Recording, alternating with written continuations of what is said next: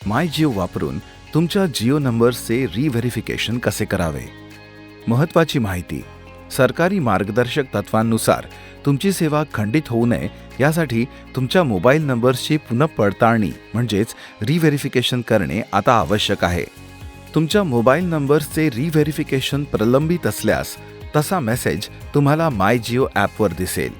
हा व्हिडिओ तुम्हाला माय जिओ ॲप वापरून जिओ नंबरचे रिव्हेरिफिकेशन म्हणजेच पुनःपडताळणी कशी करायची याची माहिती देईल. तुमच्या मोबाईल नंबरची पुनःपडताळणी करण्यासाठी या व्हिडिओमध्ये दिलेल्या सोप्या स्टेप्सचे अनुसरण करा.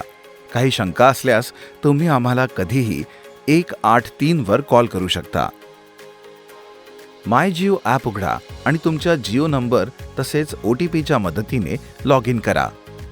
जर तुमच्या जिओ नंबरला रिव्हेरिफिकेशनची आवश्यकता असेल तर तुम्हाला माय जिओमध्ये पुनःपडताळणी करा म्हणजेच रिव्हेरिफिकेशन करा असे विचारणारे एक बॅनर दिसेल.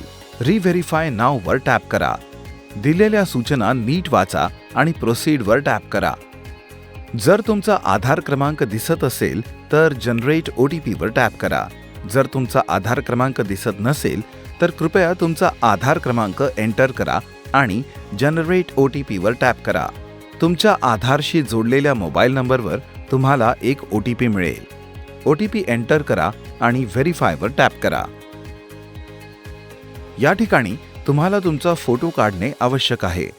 फोटो काढताना खालील बाबी लक्षात ठेवा. तुमचा फोटो एका साध्या बॅकग्राऊंडवर काढा. खोलीमध्ये पुरेसा प्रकाश असावा याची खात्री करा. तुमचा चेहरा सरळ ठेवा. तुमच्या चेहऱ्याने फ्रेमचा जास्तीत जास्त भाग व्यापला पाहिजे. फोटो क्लिक केल्यावर प्रोसीडवर टॅप करा. येथे चुकीच्या फोटोंची काही उदाहरणे दिली आहेत. चेहऱ्याने फोटोचा जास्तीत जास्त भाग व्यापलेला असावा आणि थेट कॅमेऱ्यामध्ये पाहावे. फोटोमध्ये कोणताही अडथळा नसावा. आता प्रोसीडवर टॅप करा. पुनःपडताळणीचा म्हणजेच रिव्हेरिफिकेशनचा विनंती अर्ज सबमिट झाला असून त्यावर प्रक्रिया केली जाईल. येत्या 1 तासात तुम्हाला तुमच्या जिओ नंबरच्या रिव्हेरिफिकेशनच्या स्थितीबद्दल SMS किंवा ईमेलद्वारे कळवले जाईल. जर तुमच्याकडे आधार कार्ड नसेल किंवा तुमचा नंबर आधारशी लिंक नसेल तर कृपया इतर ओळखपत्राचा म्हणजेच ID प्रूफचा वापर करून पुन्हा पडताळणी करण्यासाठी या क्रमाचे अनुसरण करा. रिव्हेरीफाय नाव आणि प्रोसीडवर टॅप केल्यानंतर verify using another ID proof या पर्यायाची निवड करा. दस्तऐवजांचा प्रकार निवडा. तुम्ही खालीलपैकी कोणतेही दस्तऐवज प्रकार निवडू शकता. आधार कार्ड, मतदान ओळखपत्र, पासपोर्ट किंवा इतर. आता दस्तऐवजाच्या पुढील बाजूचा फोटो घेण्यासाठी कॅप्चर फ्रंट साइडवर टॅप करा. तुम्ही मागील स्क्रीनवर निवडलेल्या तुमच्या ओळखपत्राचा फोटो काढा.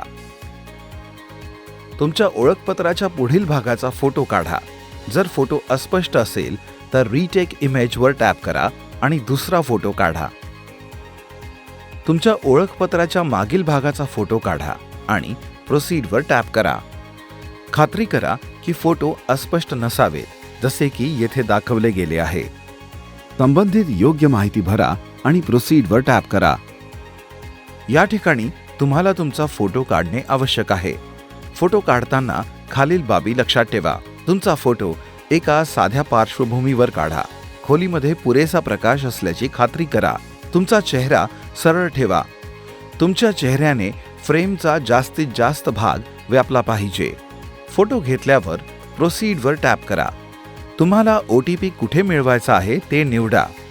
OTP एंटर करा आणि व्हेरीफायवर टॅप करा.